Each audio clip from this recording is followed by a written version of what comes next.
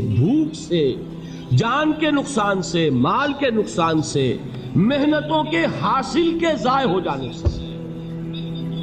وَبَشِّرِ الصَّابِرِينَ، اور اے نبی بشارت دیجئے صبر کرنے والوں۔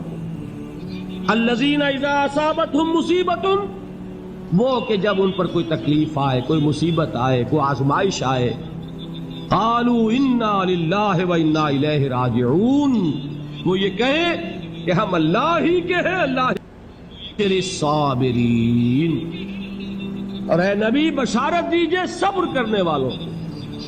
الذین اذا اصابتہم مصیبت، کیفیت سے، بھوک سے، جان کے نقصان سے، مال کے نقصان سے، محنتوں کے حاصل کے ضائع ہو جانے سے۔ وبشر الصابرین، اور اے نبی بشارت دیجئے صبر کرنے والوں۔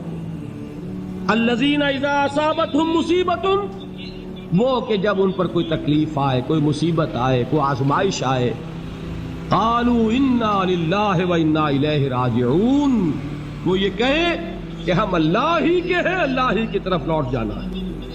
یہ وہی انداز ہے جو میں نے فارسی کا شعر سنایا تھا آپ کو کہ سر تسلیم خم ہے جو مزاج یار میں آئے۔ وہ ہمارا مولا ہے، ہمارا آقا ہے، اگر اسے یہی منظور ہے تو ہمیں بھی یہی منظور ہے۔ میں نے تسلیم و رضا کی بات کی تھی نا، آپ کو کچھ شعر سنائے تھے، ایک شعر اور سنیے، اور یہ کس کا ہے؟ محمد علی جوہر کا۔ ایک مرتبہ جیل گئے، ان کی ایک بیٹی جوان بیمار ہوئی، فوت ہو گئی، باہر چھوڑا انگریز نے، جاؤ بھائی دفن کر دو بیٹی کو۔ دوسری مرتبہ جیل گئے، دوسری جوان بیٹی اسی مرض میں مبتلا ہوئی۔ اب یہ جیل میں ہے، خبر پہنچی کہ دوسری بیٹی کے اوپر بھی اسی مرض کا حملہ ہوا ہے۔